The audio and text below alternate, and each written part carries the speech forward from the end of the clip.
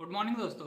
Global oil market में एक silent shift हो रहा है। रशिया से आने वाला चीप ऑयल का गेम अब चेंज हो रहा है और इसका direct impact global oil prices और इंडियन के फ्यूल कॉस्ट पर देखने को मिलेगा। यूक्रेन वॉर के बाद रशिया इंडिया को ऑयल ब्रांड क्रूड से 10 से $13 पर बैरल डिस्काउंट पे दे रहा था। रॉयटर्स डाटा के अकॉर्डिंग जनवरी 2026 में इंडिया रफली 1.1 million barrels per day Russian oil import कर रहा था, लेकिन अब सिचुएशन रिवर्स हो चुकी है।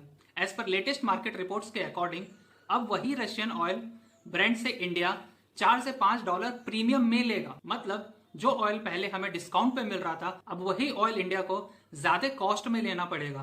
क्रेमलिन ऑफिशियल का कहना है कि मिडिल ईस्ट कॉन्फ्लिक्ट की वजह से Russian energy demand sharply increase हो गई है। इंडिया अपनी क्रूड रिक्वायरमेंट 85% इंपोर्ट से करता है, इसलिए ग्लोबल ऑयल स्टॉक का डायरेक्ट इंपैक्ट इंडियन इकोनॉमी पर पड़ने वाला है। शॉर्ट टर्म में इसका मतलब है ब्रेंट क्रूड पर अपवर्ड प्रेशर, इंडियन रिफाइनरीज का मार्जिन स्क्वीज, पेट्रोल और डीजल प्राइस पर प्रेशर। एक सिंपल कैलकुलेशन समझिए, इंडियन डेली रफली 5 मिलियन बैरल्स ऑयल कंज्यूम करता है। अगर ग्लोबल ऑयल प्राइस $10 पर बैरल भी इंक्रीज होता है तो इंडिया का import bill almost $50 million per day increase हो जाएगा।